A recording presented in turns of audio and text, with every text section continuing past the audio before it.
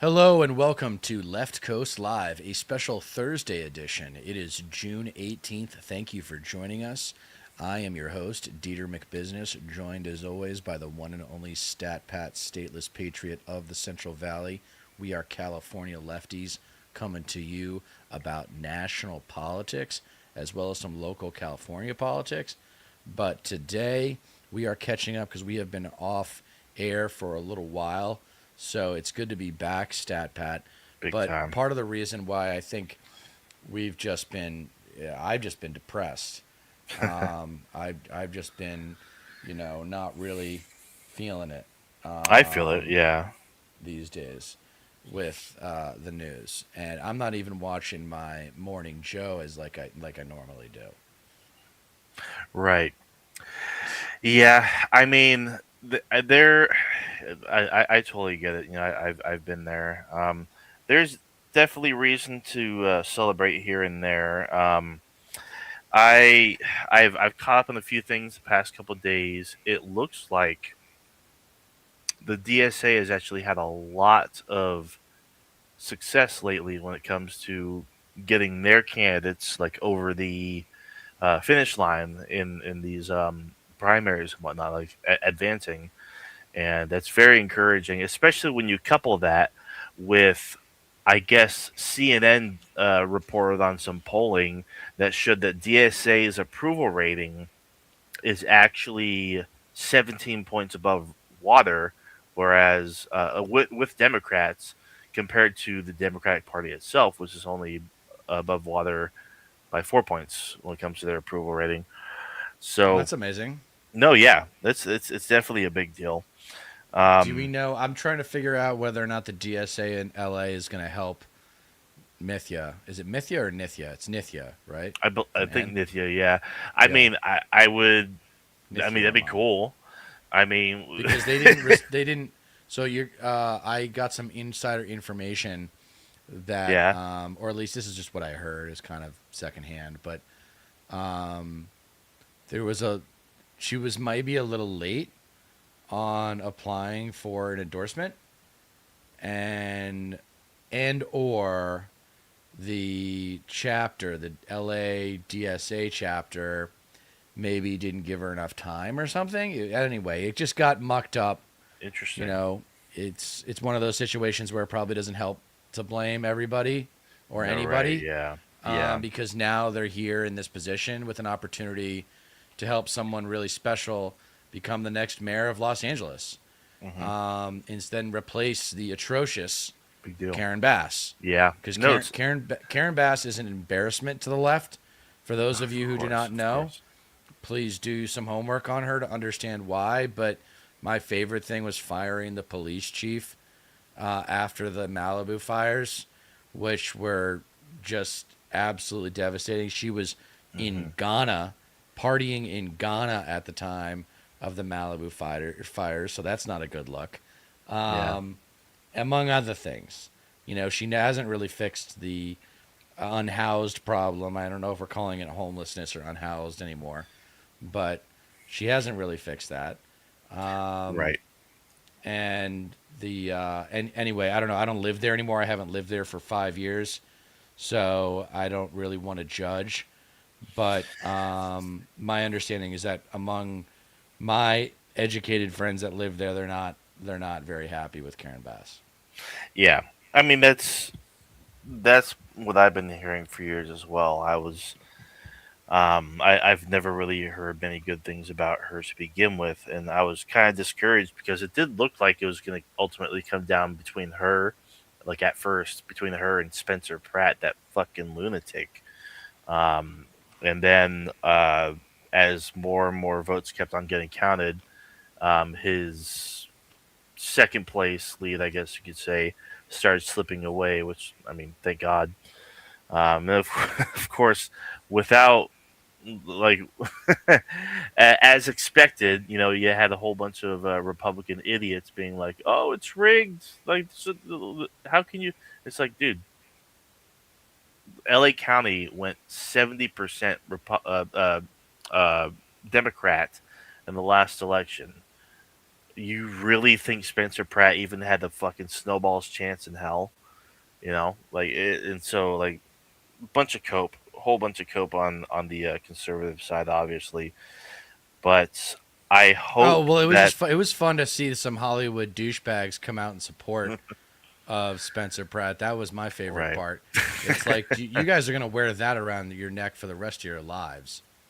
Like right, you publicly and financially supported Spencer Pratt to be yeah, mayor of Los Angeles, and you expect me to respect you now? yeah, I like mean, that's what just the fuck? that's What's up, completely Jaden? embarrassing. Yeah, yeah. I mean, not just that, but like the um the White House UFC match as well, and the whole Oh Trump yeah, did you birthday watch any of party. that? I caught a little bit of it when I went to the bar. I had this urge to go out Sunday night, um, and so I did. And they had it going on the TVs as well as one of the like they had some motorbike racing going on and whatnot, a couple other things. Might have been a World Cup game. I totally forget. But yeah, I mean, it was just gaudy. It was just a spectacle for spectacle's sake, and they're wanting they're saying that they want to keep that ring and whatnot, the whole thing that they set up, um, permanent, so that way other Oh countries, God. yeah, other countries can come by and have their best fighters compete with the U.S.'s best fighters, um, when it comes to like you know, as terms for negotiations or what fucking have you. Just real like bread and circus shit. It's just embarrassing. Wow. Yeah.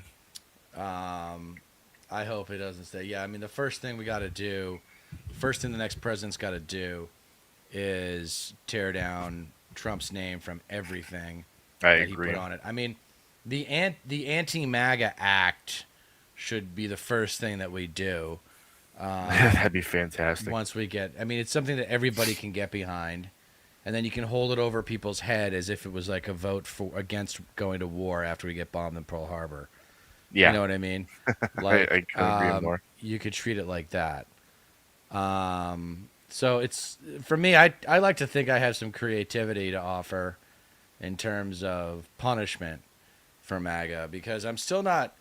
I hear that a little bit. Like when Hassan was on with Jen Welch at Hmm. one point, they said that towards the end they were like, "Yeah, there kind of has to be some sort of punishment for MAGA," but I don't know what it's going to Yeah. be. But anyway, Nithya Raman running back to the LA mayor's race. Nithya Raman, who's running for LA mayor, would be perfect. I mean, let's just she'd be perfect for that city, and she's Yeah. 44. She's good looking. She's smart. She's great on the. She had a little bit of anxiety, I would call it maybe, or just inexperience being in front of the camera, but luckily she's nice to look at, so she's can Sure. learn that skill. I mean, No. look, Yeah. AOC has been in front of a camera for what, 5 years now, 6 years, Eight and 8 years. 8 years. So, and she's still got a lot to learn. Sure. She's still got a lot to learn. Um, Yeah. I like mean, it's ultimately, like they really do. I mean, L.A. could go the route that New York took. I mean, why the fuck not? They can set an example like this. This right. isn't a fluke. This is what people want. These are the policies that people want, and we can prove, like Mondani has, that it can also be very successful. Yeah, yeah. It'd be Um, great. She's all got an right. Well, upper climb because I know that Karen Bass had ended up coming out of it with more votes. Um, yeah, so but it's less than 7 points, I think, that okay, Nithya's got to make up, and then you know that the turnout for the general is way more than the turnout for yeah, the primary, and this is a mayor's election, so this is one of those ones, and it's both Democrats, so it's kind of like who do you like more? hmm, And when you put the pictures up, when you put the names up, it's a little tough. But yeah, when you put the pictures up, Nithya's got Karen beat by a mile, and I think Karen Bass is a boomer. And you know how I feel Hmm. about boomers being in office and having power and influence in our society.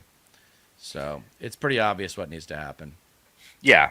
I mean, I would imagine that enough people who, I mean, in LA that do vote understand just how like disliked Karen Bass is in general, and would, maybe within the next like over the course of the next 4 to 5 months, get to know what was her name again? Who's running against Karen Bass? Nithya Raman. Nithya Raman. Uh-huh. We'll get to know Nithya Raman a whole lot more, so that Yeah. way, because like I mean, ultimately, she will need to fundraise a whole lot. She will need to do a lot of campaigning, gain some momentum, like Mom Donnie had to do, get a good team behind her, get posted on social media, and she can end up running away with it. Yeah. All right. Well, we can move on from the LA mayor's race to U.S. surrendering to Iran. Tell me about this. Is it for real, Stappet? Are we going to get the real peace deal this time around, or are we in for just another smoke and mirrors episode?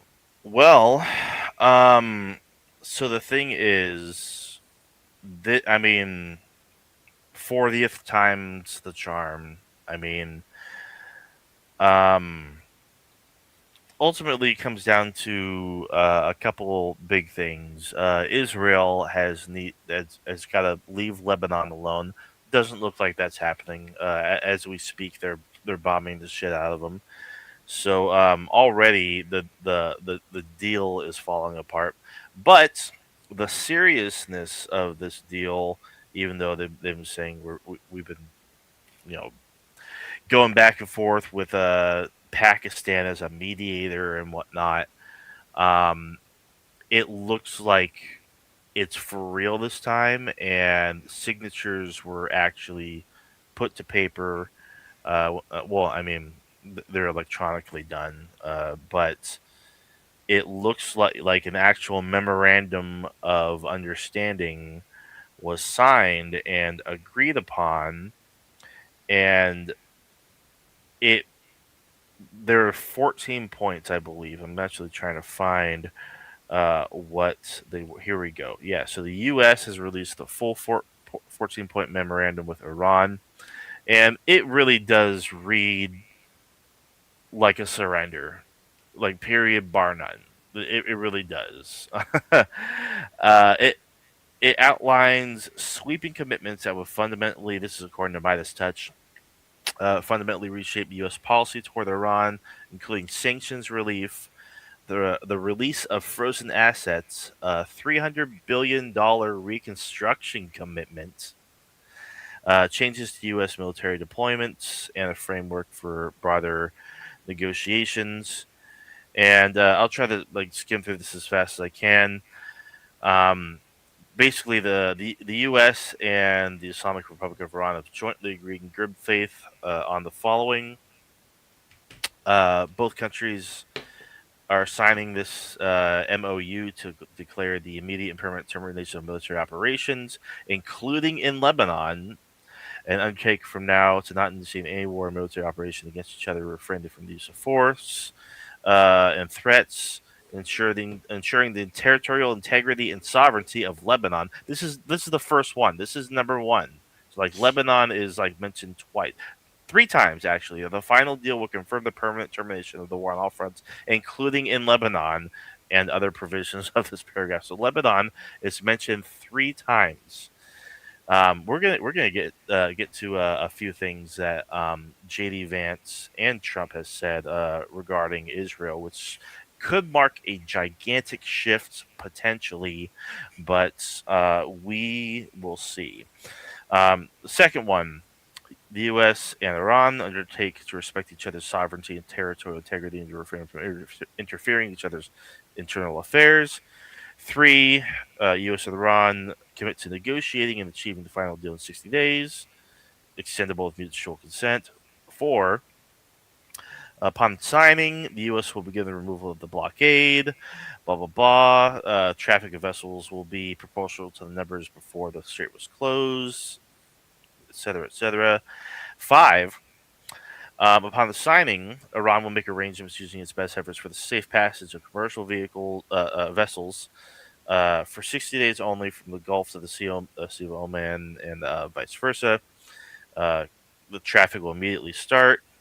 Blah blah blah. Removing obstacles, conducting with Oman for future administration of maritime services and the Strait of Hormuz with other Gulf states. And uh, six would be the U.S. undertakes with regional partners to develop a definitive, mutually agreed upon plan with at least 300 billion USD for the reconstruction and the economic development of the Islamic Republic of Iran. The mechanism for the implementation of this plan will be finalized as part of a final deal within 60 days. That's like the biggest sticking point. That's what everybody's talking about right now. Is we're basically paying them $300 billion in reparations. Number Right. seven, the U.S. Undertakes term basically getting rid of all sanctions against Iran. The UNSC uh, resolutions would be included. The IEA, the IAEA Board of Governors resolutions, unilateral sanctions, etc., etc. Eight would be Iran basically reaffirming that they would not procure or develop nuclear weapons. Um, Number nine would be pending the final deal. Uh, the U.S. and Iran agreed to maintain status quo, not impose new sanctions against Iran or deploy additional forces. 10. The U.S. undertakes that immediately upon signing the memorandum of understanding, the U.S. Treasury will issue waivers for the export of Iranian crude oil, petroleum products and derivatives, and all associated services, including banking transactions, insurances, and transportation. So they're basically greenlighting Iranian oil by agreeing with this deal. 11. Let's see. Makes available the U.S. makes available the use of frozen or restricted funds and assets to of Iran. Um, Mutually agree on the procedure related to the release of these funds. Um, 12. Iran and the U.S. agree that an executive mechanism will be established to monitor the successful implementation of this MOU and the future compliance of the final deal. 13. After signing this and subject to the beginning of the implementation of paragraphs 1, 4, 5, 10, and 11, in continuing implementation, the U.S. and Iran will start negotiations regarding the final deal exclusively on the other paragraphs. So basically, like those paragraphs would uh, be prioritized. And number 14, the last one, the final deal will be endorsed by a binding UNSC resolution. So yeah, it's a big deal. Who knows? I mean, if the biggest wild card here, because obviously Trump and his team like really want this done. They're like, okay, like obviously the global economy right now is teetering on the brink. We literally have less than 4 weeks of oil reserves left in the United States. So they want to get the oil flowing through the strait like ASAP because it would be a total crisis, and Right. it's still going to get really bad. Like um, even if it resumes right now, even if traffic resumes to pre-war levels, it's going to take weeks and weeks at a time for the oil to get to where it needs to be, for it to get into the ground, for it to get to these uh, refineries for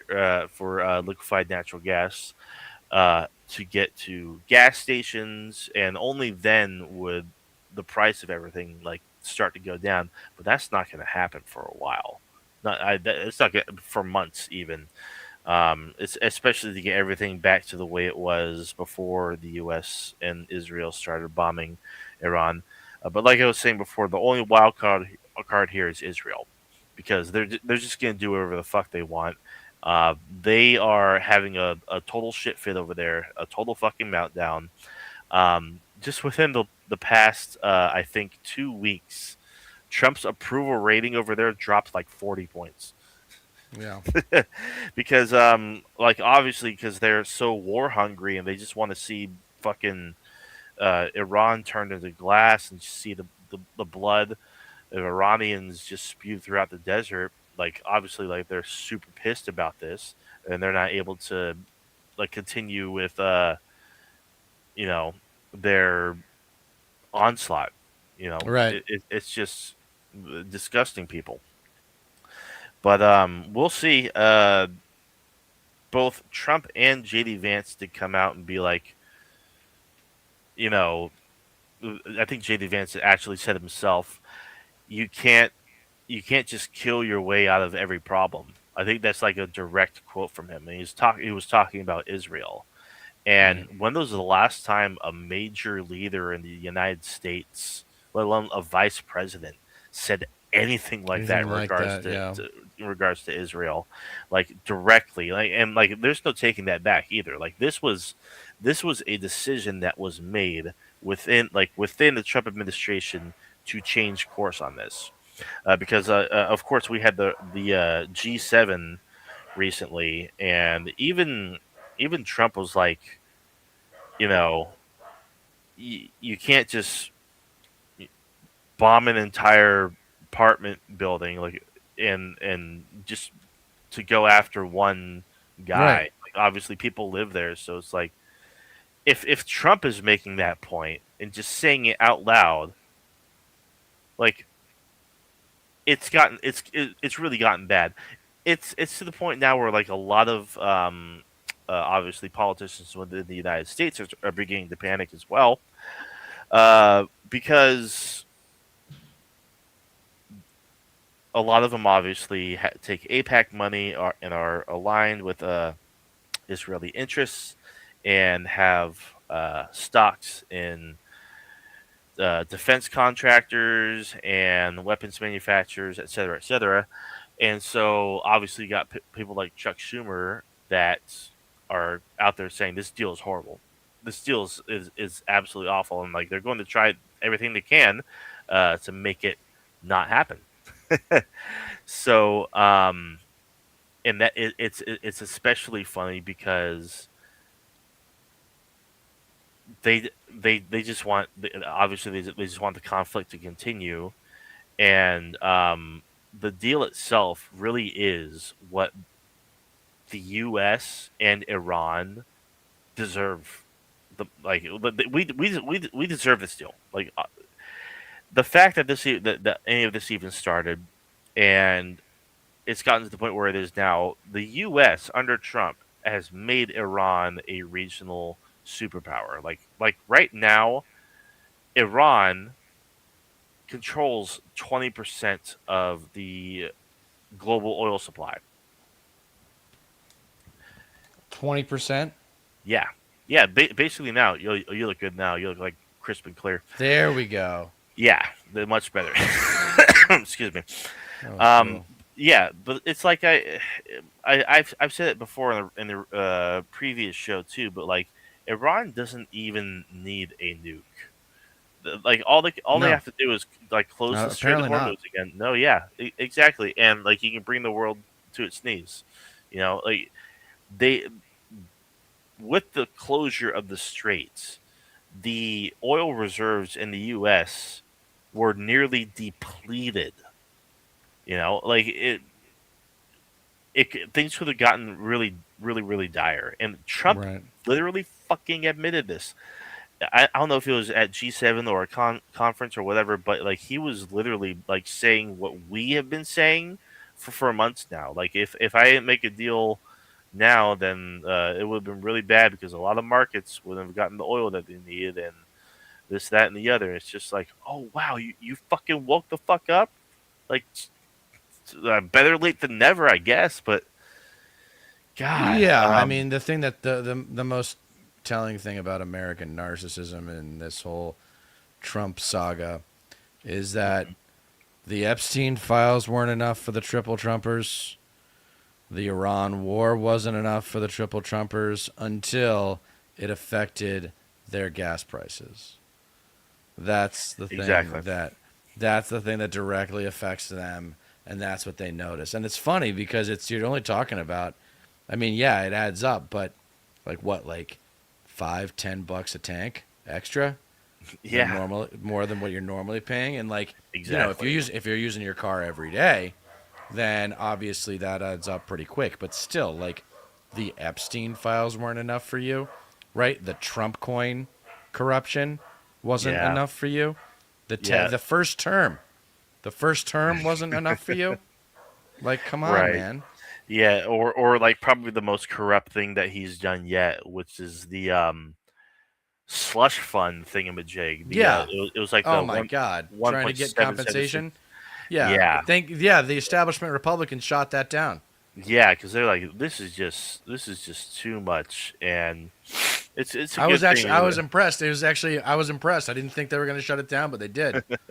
Yeah, yeah, no, thankfully, because that was just that was literally would have just been a slush fund to like he could have fund like literally a public his little private army or whatever. Tinkerbell, Thank you, thank you. Pinkerbell. What's really frustrating is the second it's convenient for their aggrievement complex, they pivot to acknowledging the things we have been saying all along.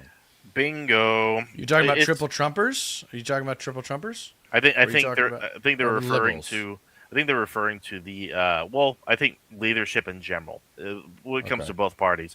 I mean, like I was just referring to when it came to you know JD Vance and Trump finally going out there and saying, well, I mean, uh, you can't just kill your way out of every problem, and like if you're bombing like apartment complexes, obviously people live there. Like if you're just going for for one guy, you just can't be doing that. It's just like, are you finally fucking standing up? Like JD Vance himself said, like it's we're getting really. I'm paraphrasing, but he basically said we're getting sick and tired of Israel's entitlement. Like Hmm. he used the word entitlement. It's just like, oh my god, like I am elated right now. Are you like just yeah, leadership people publicly criticize Trump. Yes, yes. Because like a lot of the same people who criticize Trump um agree with him when it comes to you know attacking Iran and whatnot because like the establishment has the same they share interests with Israel because they want to see regime change in Iran. They want to see the regime toppled. They want to see the country destabilized and balkanized and just crippled so that way it's easier to control. You can divvy it up. You could excuse me. You can fund this group and that group, basically turn it into Syria. You know? It's but yeah, like it's like what we've said about the left for the longest time. The left is always too correct, like about basically everything too early, Yeah. and then everybody else has to catch up with us. Right. You know, Well, like you see it. the idea, and you can go way back with that, all the way to the Hmm. women's vote with women's suffrage. Bingo. I know it's weird for two straight white guys to talk about women's suffrage, but We love if you women. do your homework, you realize that it was a progressive idea. Bingo. It was a really far left idea. And then eventually it became mainstream when enough women started Became making noise normal. about it. Yep. And their husbands were like, okay, all right. Yeah. Eventually, the numbers win, y'all, in a Exactly. democracy. The Exactly. numbers fucking win. And that's what my biggest, like, just to give you a little quick tangent, my frustration with with the particular activism group that I'm working with right now is that Mhm. the growth isn't happening. And the internal growth that everyone else who's already a part of the organization expects to see thinks that it's just going to come naturally. And my point is that no, we need new people. We need more energy. We need more ideas. Like, right? Yeah. Like, I don't know what the critical mass is. I think it's like 17 when you get into a room of like decision makers. Hmm. But in terms of the input that for what the and the legwork and the people that are willing to help the cause with their time, you need Yes. people. You need people, otherwise it doesn't work. Yeah, I couldn't agree more. And hopefully, like, I guess for lack of a better phrasing, more dominoes start to fall on other issues as well. You were talking about feminism and women's suffrage. Like, it's long past time that this country adopted some sort of single payer universal healthcare system. 'Cause fucking, I saw something that disgusted me um, earlier today because it's just so fucking backwards. California lawmakers are apparently about to vote on new taxes that basically add $100 to, I guess, taxing our private insurance. Like, if you have private insurance, basically your taxes go up another $100, something like that, Hmm. in order to fund Medi-Cal. Right. It's just like, why not just fucking pass? Because I think they did pass it. I think California did pass a single payer healthcare program, but Gavin Newsom vetoed it. Cow care, yeah. Yeah, yeah. Like, why not just fucking have that? Why do we like? Why should Campaign people? donors. Of course, no, of course. Why should California taxpayers and people who already can barely even like fucking afford private healthcare in the first place, and a lot of people have it tied to their job like I do, and that's gonna fucking take a damper out of my paycheck if it passes. Why punish them to fund a healthcare program that the people who struggle the most are eligible for? Like prop that up. What it I don't know.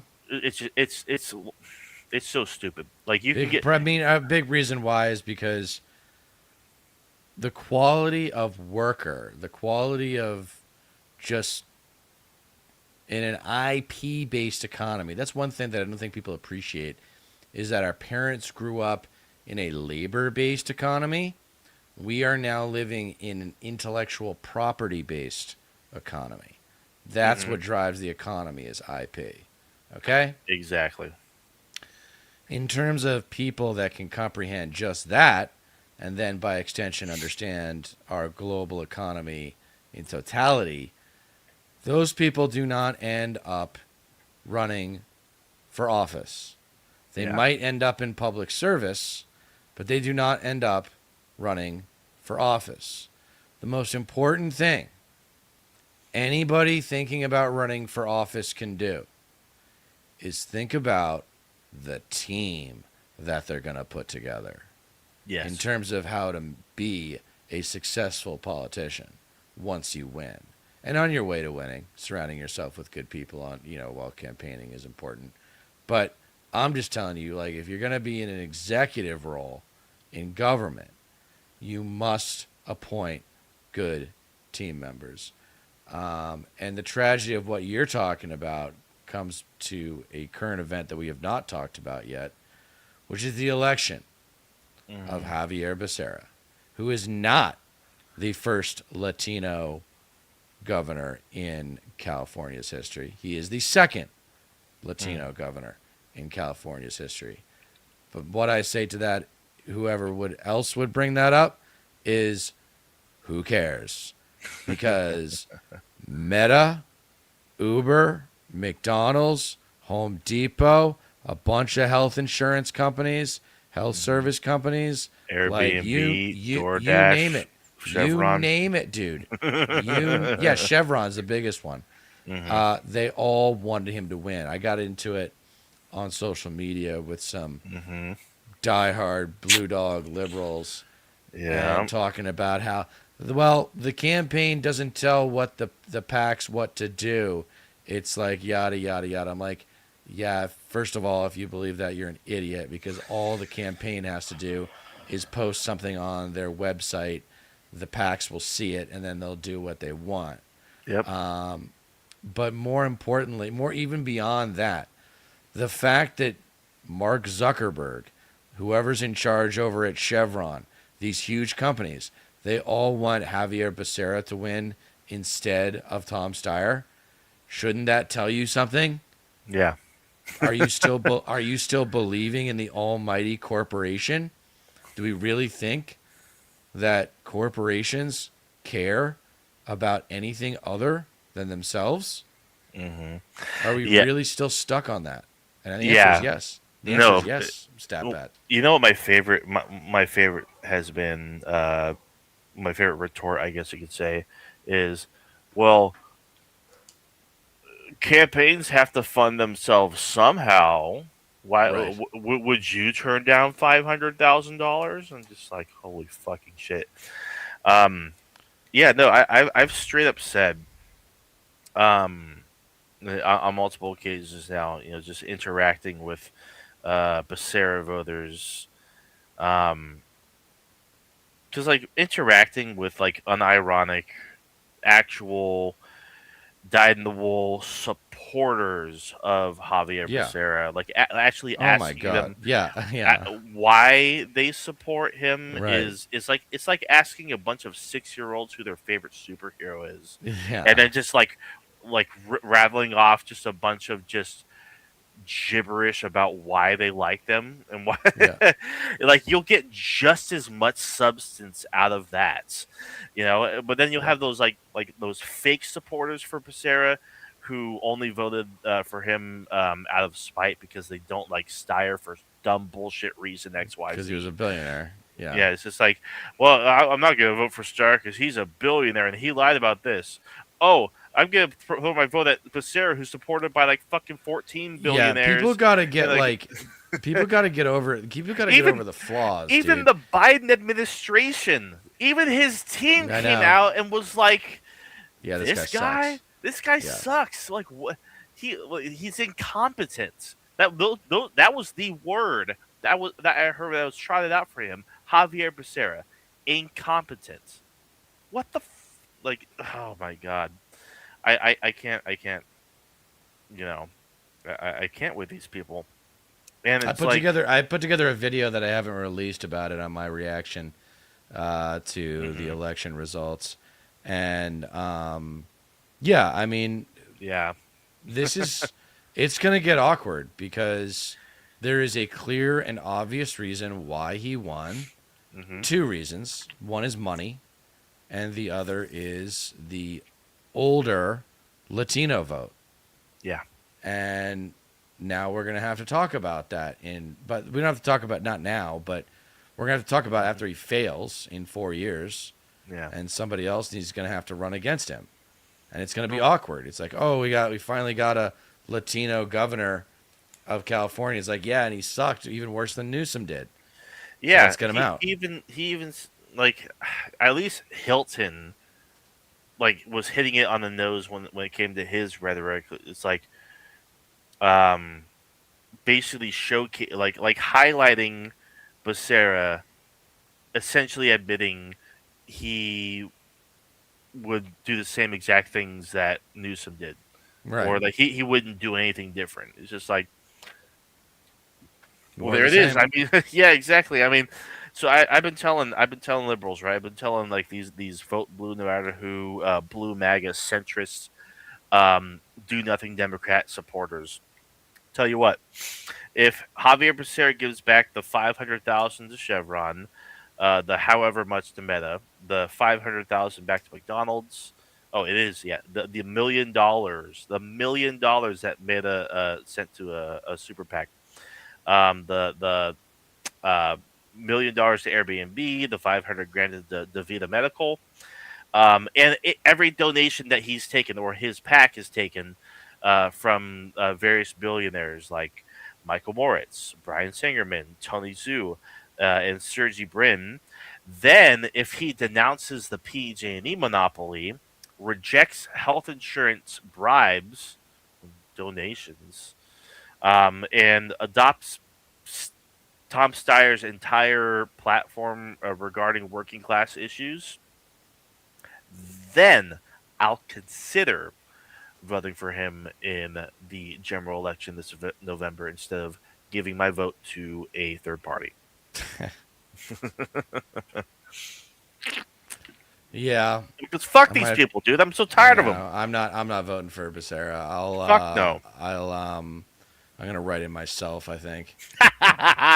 You know what? I'll write in you too. I'll put your name Yeah. in. Fuck Yeah. it, dude. Get a write-in campaign going like Butch Ware. Yeah, yeah, exactly. You know, it's just pathetic, man. Like all these, li- it really is. Like, oh, Tio Becerra, he's so nice. He has good vibes, and this I have a good feeling about him. It's just like, is that really all it fucking takes? Like, Yes, really? Do you for a want to lot of pay? people. No, But for you know real. what That's it what's does. so fucking frustrating, dude. It's You know what this TikTok drives. brain. You know what this drives home for me, which is something I didn't want to be right about, was just how long it's going to take for progressivism to win. It's not Yeah. it's and make a difference. It's not going to be whoever comes to the White House in 2028. No, It's not. not. It's not. It's It's not going to not. be whoever wins the White House in 2028. And it's going to be incrementalism for another cycle or two. Maybe we'll get Yeah. universal health care. Maybe we'll get some I'm not minimum holding my rate or breath. minimum rate wage hike. Maybe I don't know. I don't know what we're Yeah. going to get, I mean, we'll but get it's not going to be much. It's not going to be as much as we need. That's the truth. right. No, I completely agree. We would get super lucky if someone like AOC actually manages to take the White House. But even that is just the bare minimum. That is a first step that would need to be taken for like the momentum to actually even be there in the first place. And Right. if, with fucking Javier goddamn Becerra as one of the governors of the of one of the states, The most important the governor in the big country.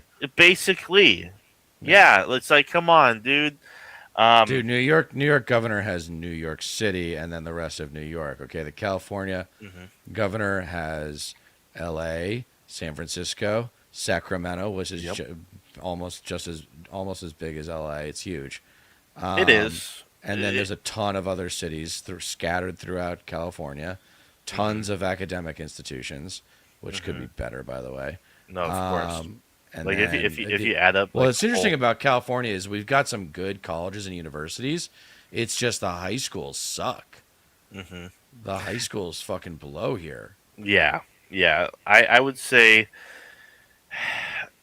when it comes down to it, like California voters are just like, I mean, they're just super disappointing, honestly. I, Well, they don't show up.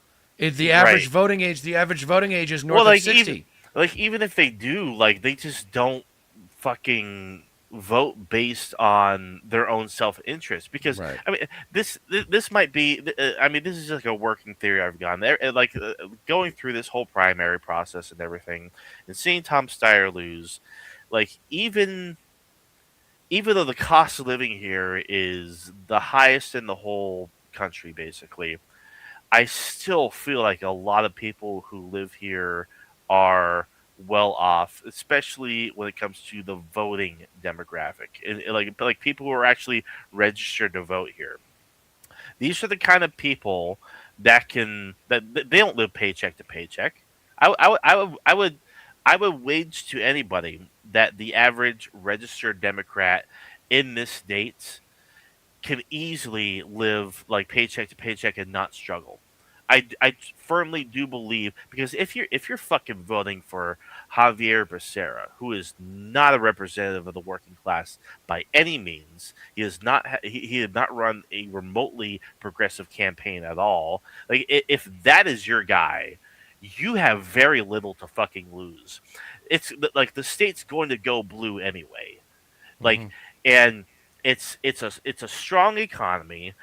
it's resilience, whereas like the federal government really can't fuck with us too much, so much as Trump wants to try. Obviously, it really does come down to just this entitlement, I guess you could say, that a lot of these well-off liberal vote blue no matter who types, um, that like why would they vote for someone like Tom Steyer when you know he's not getting the best coverage from the mainstream media. He's not very well liked by the party. Why should he just buy his way in and shit? Yet they don't see like they will literally just fall the fuck in line with whoever the party props up. You know, oh, this guy was in the Biden administration. Let's just throw my vote at him for no fucking reason. Even though Right. some of the people in the Biden But team that's the level didn't of even research they do. They don't do more than like like, 5 minutes of yes, research, dude. yeah, They because do like like five minutes of research. what are they risking? Like, oh, he's not a billionaire, so I must vote for the other guy. Yeah, like what do they what is at stake for them? But it's not. But it's all emotional, dude. They don't Yeah, like. They it really don't. is. And the funny thing is about this emotional aspect of politics is that you kind of got to get emotional to get through the emotion and get down into what you're supposed to be voting at. So you Yeah, have to kind of like, and what I mean by that is like if you're pissed or if you're scared or if you're just don't know what to do, just dumbfounded, you need to acknowledge that yeah. and say, okay, this is how I feel. Why do I feel angry? Why do I feel scared? Why do? Because you don't know. It's almost always ignorance. It's What? almost always ignorance. What? And The median voter doing self-reflection? What kind yeah, of world would that? That's insane to think about. Like, oh God, I couldn't agree more, dude. um, I swear, like, cause like the median so voter is just an a idiot. dumb fuck. Yeah, just a Yes, it's drooling, really, and illiterate, it's and I think America. insufferable, infuriating, fucking insultingly stupid, drooling dumb fuck. I I uh, I think there's a hunger for someone to come and tell America how ugly she is. Yeah, Like, and fat and out of shape and lazy and entitled and narcissistic. Like yeah, I think there's a hunger for someone to inside of the culture. We talk about a little bit how when you're not part of a subculture, it's very difficult to criticize that subculture. Um, you can maybe try to make a suggestion in a very yeah, polite way, but it's difficult in a diverse society. I think it's the biggest challenge of a diverse society is different subcultures connecting with each other on equal terms. Um, yeah, but in order for there to be really internal change in America, I think someone needs to take a lot of these things, stick them in a blender, and reduce it down to people. And that's what I try and do yes, with my essays, which is just like break hmm cognition down. Why do they do these things? And ultimately, they're just overgrown babies. Not, and we're not just talking about the right. We're talking about a lot of liberals on the left who just bingo. straight up don't do their homework. Yeah, And I got someone in that social media little spat that I had about Javier Becerra. This woman was saying she was a disabled influencer, and she was like, "Dude, you're literally a straight white man with a podcast. Get disabled or be a POC, like, and then we'll listen to you." And I'm oh, like, okay, Jesus Christ. okay. So Let me my just identity. And by the way, that's the voting demographic with which you struggle the most. So no, yeah. maybe you should actually listen I to a mean, straight white man talk about what his frustrations are with your no, people. for real. Like people think California is a lot more progressive than it actually No, is. it's not. San Not land wise. Francisco, no, yeah, San Francisco's. They just voted for some guy who's basically going to be Nancy Pelosi's replacement, and he's not a good fucking guy at all, from what I understand. Who's this? Scott Who's Wiener. replacement? Oh, Sc- Scott Wiener from San Francisco. Yeah, yeah, yeah. yeah, Because Charbatti didn't get no didn't win. that's right. That's right. Yeah, and it's like, yeah. I mean,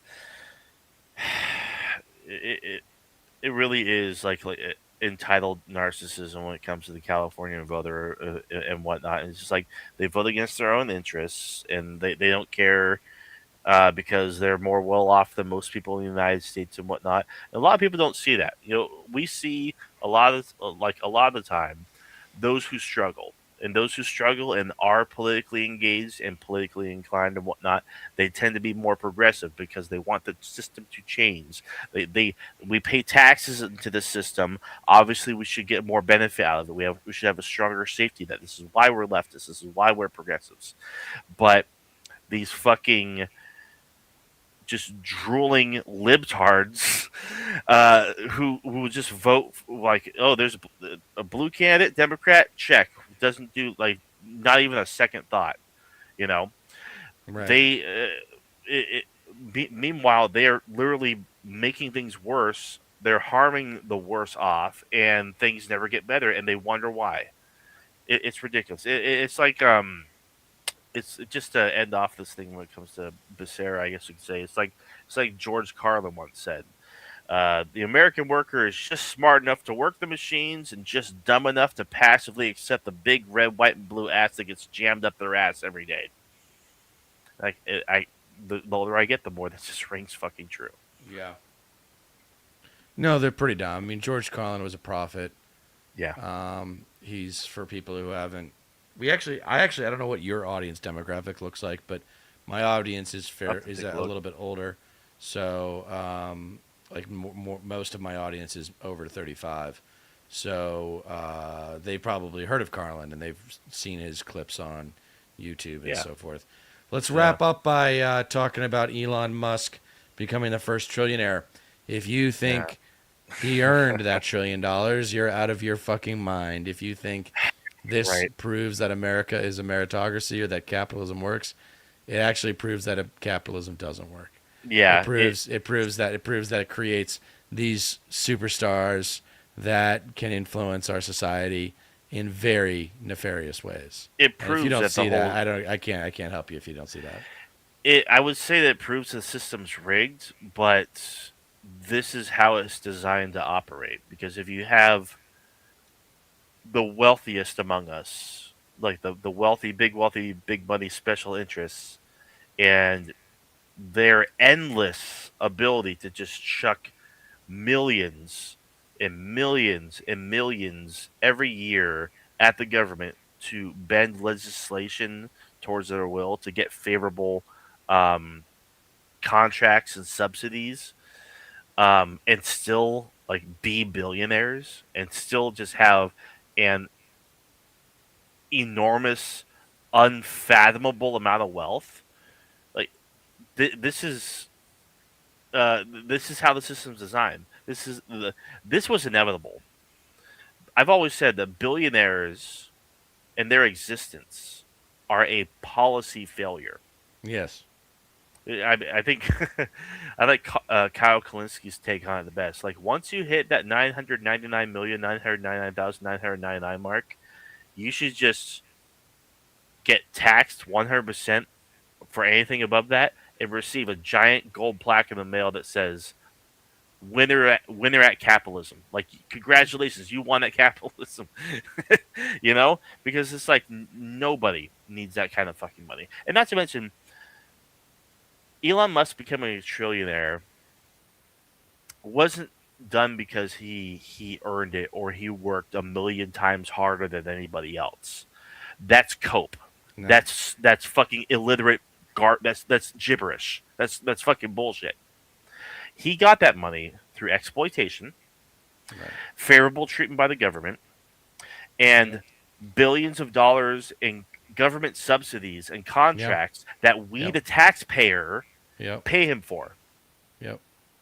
And not to mention, the rules were changed for his SpaceX thing because you want to know how much money SpaceX brought in last year, 2025? No. Well, actually, it wasn't so much like they they lost money. They actually lost money last year. More, I think they lost more money than they brought in. I believe they lost $4.9 billion last year. Like Well, SpaceX is not a profitable company yet. It the just rules were IPO'd for a ridiculous amount of money. yeah, like oh, I see some comments like, oh well, Elon Musk just made 4,000 people millionaires. So it's just like, Who cares? And it's yeah, not real money because they have to sell. it But exactly. the problem with okay, so one campaigning, you know how my mind works with political marketing. Always, what's Hmm. how do we create value out of this negativity? And I think whoever steps up, I will go work for whoever steps up and says we will terminate every government contract with any organization associated with Elon Musk. Yeah, Then and just I mean we got to wipe the slate clean. Like it's war. Like this is the kind of thing you yes, do during war. And it's interesting. I'm having a tough time, not every time, but a lot of the time, getting people to recognize that we are at war. You yes, know, some people don't want to accept that. I agree. And it's like this is like the valuation. I think it was like I don't know like the ins and outs, like the finer details of the jargon and whatnot, so to speak. But I believe SpaceX went public, and a lot of the valuation of it, it was actually like the rules were changed, and I guess a whole huge chunk of it is actually tied to people's 401ks.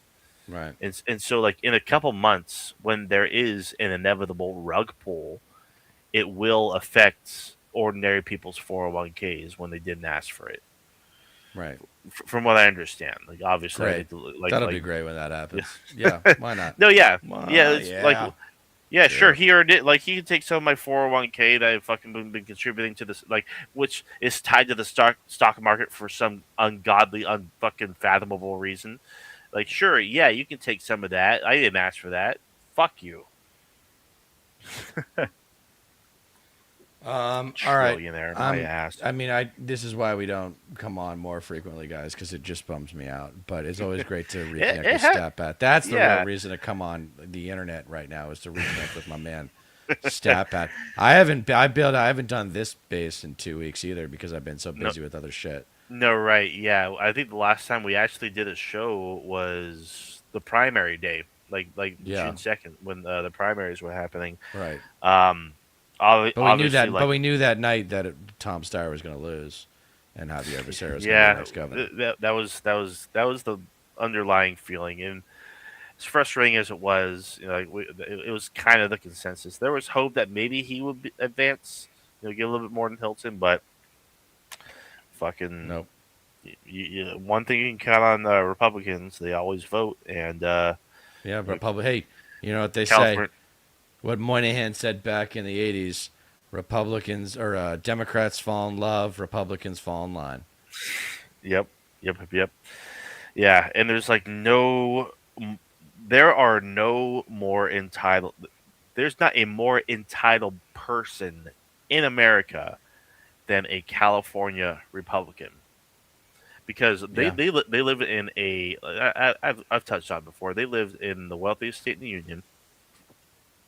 Everything here is it's it really is one of the best places to live, like in the world, like without a doubt. They don't live in an actual Republican Right. A red place. Yeah. state. They don't Right. like, and those places are No, they don't know shitholes. what they don't know what the GOP is. They They don't know yeah what the GO. They have no idea. I'm telling yeah you, man. like the If deep you haven't south spent is a time if you haven't spent time in the red South, okay, you do not know the GOP. It's you that don't know fucking Republicans. simple. Yeah, It's that fucking simple. And if you yeah, haven't spent time, with that said, if you haven't spent time in the suburbs of a lot of cities, then you don't understand the neoliberal Democratic Party yeah. because that's what it's been appealing to for the last 45 years as well. Like these deep red states are drains. They are leeches on the rest of the country. Like we as like blue states in general, we contribute way more to the overall economy than pretty much all the red states. Mhm. Leaving out like maybe Texas, Florida.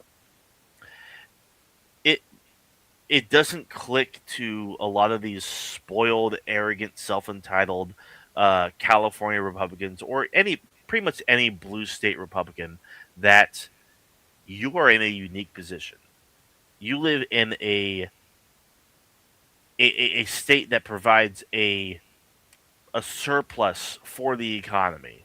We give more to the economy than we take generally, compared to fucking backwoods, lowly populated, shithole deep red states. And a lot of them Right. just don't fucking understand that, unfortunately.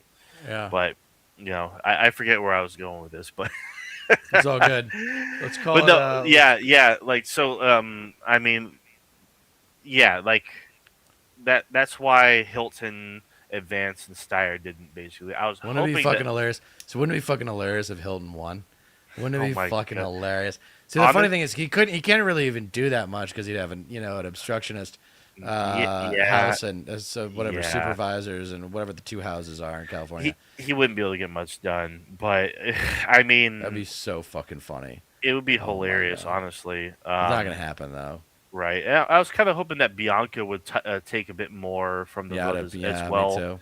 Yeah. because there was a lot of That support guy's a for him. fucking Nazi, dude. God, a fucking yeah, That guy huge is nut job. somebody. That's what I would have God. done if I was Steyer, or even not Steyer. Like if I was up on that stage trying to make a point, I'd be like, "Hey, we got a couple of Nazis on the table on TV tonight. Just so you guys know, this Right. is Steve Hilton. He's a Nazi. This is Chad Bianco. He's a Nazi. Let's treat these people like we treat like you want to be treated." Right. Anyway, Yeah. We that's we uh, that's another time. But go ahead. of course, yeah. We should definitely try for next week get Yeah, we will. back to our regular schedule. I mean, obviously, like Tuesday fell through. Like work's been fucking crazy for me. Like almost every single day for the past month plus, I've been working past 6 p.m. just because we've been so goddamn busy. Um, and yeah, a lot of those days have been 10 plus hour days too.